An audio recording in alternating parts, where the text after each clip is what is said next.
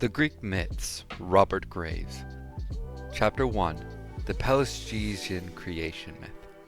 In the beginning, your enemy, the goddess of all things, rose naked from chaos, but found nothing substantial for her feet to rest upon, and therefore divided the sea from the sky, dancing lonely upon its waves.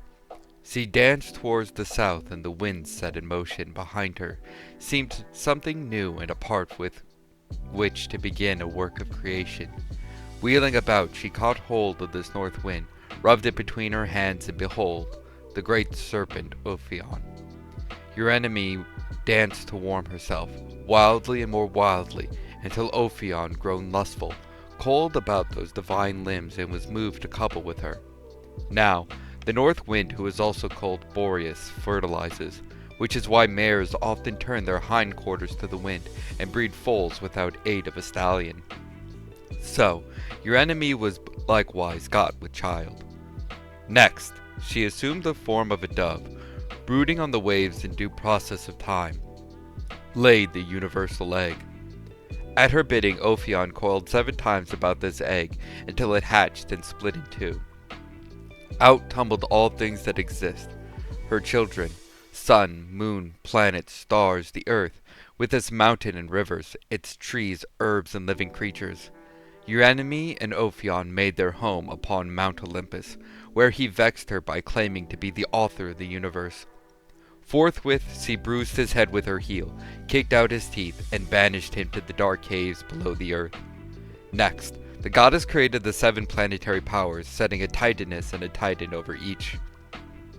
Thea and Hyperion for the sun, Phoebe and Atlas for the moon, Dione and Crius for the planet Mars, Metis and Ceus for the planet Mercury, Themis and Eurymedon for the planet Jupiter, Tethys and Oceanus for Venus, Rhea and Cronus for the planet Saturn. But the first man was Pelagus, ancestor of the Pelagesians.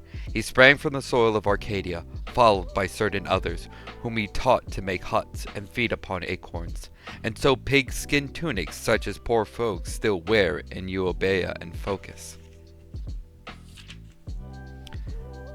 Chapter 2. The Homeric and Orphic Creation Myths.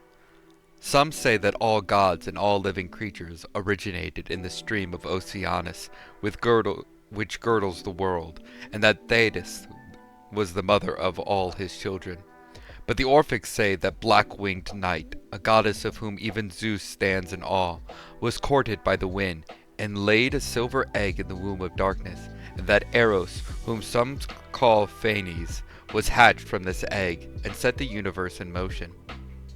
Eros was double-sexed and golden-winged, and having 4 heads sometimes roared like a bull or a lion, sometimes hissed like a serpent, or bleated like a ram.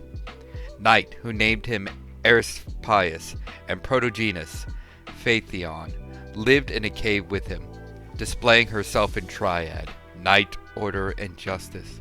Before this cave sat at the inescapable mother Rhea, playing on a brazen drum, and compelling man's attention to the oracles of the goddess. Phanes created earth, sky, sun, and moon, but the triple goddess ruled the universe until her scepter passed to Uranus. Chapter 3. The Olympian Creation Myth. At the beginning of all things, Mother Earth emerged from chaos and bore her son Uranus as he slept. Gazing down fondly at her from the mountains, he showered fertile rain upon her secret clefts, and she bore grass, flowers, and trees, with the beasts and birds proper to each. This same rain made the rivers flow and filled the hollow places with water, so that lakes and seas came into being. Her first children of semi-human form were the 100-handed giants, Briareus, Gyges, and Cotus. Next appeared the 3 wild one-eyed Cyclopses, builders of gigantic walls and master smiths formerly of Thrace, afterwards of Crete and Lycia, whose sons Odysseus encountered in Sicily. Their names were Brontes, Stereopes, and Arges, and their ghosts have dwelt in the caverns of the volcano Aetna since Apollo killed them in revenge for the death of Asclepius. The Libyans, however, claimed that Gauramus was born to born before the 100-handed ones, and that, when he rose from the plain, he offered Mother Earth a sacrifice of sweet acorn. Chapter 4. Two philosophical creation myths. Some say that darkness was first, and from darkness sprang chaos. From a union between darkness and chaos sprang night, day, Erebus, and the air. From a union between night and Erebus sprang doom, old age, death, murder, continence, sleep, dreams, discord, misery, vexation, nemesis, joy, friendship, pity, the three fates, and the three Hesperides. From a union between air and day sprang Mother Earth, sky, and sea. From a union between air and Mother Earth sprang terror, craft, anger, strife, lies, oaths, vengeance, impertinence, altercation, treaty, oblivion, fear, pride, battle. Also Oceanus, Metis, and the other Titans, Tartarus, and the three Erinyes, or Furies. From a union between Earth and Tartarus sprang the giants. From a union between the sea and its rivers sprang the Nereides.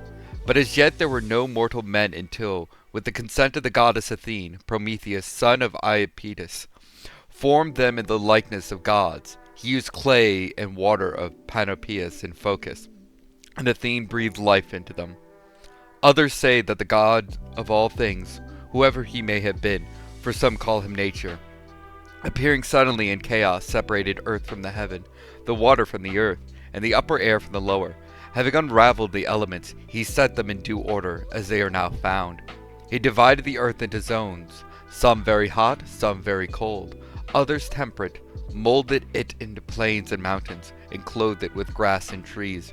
Above it he set the rolling firmament, spangling it with stars, and assigning stations to the four winds. He also peopled the waters with fish, the earth with beasts, and the sky with the sun, the moon, and the 5 planets. Lastly, he made man, who alone of all the beasts raises his face to heaven and observes the sun, the moon, and the stars. Unless it indeed be true that Prometheus, son of Iapetus, made man's body from water and clay, and that his soul was supplied by certain wandering divine elements, which had survived from the first creation.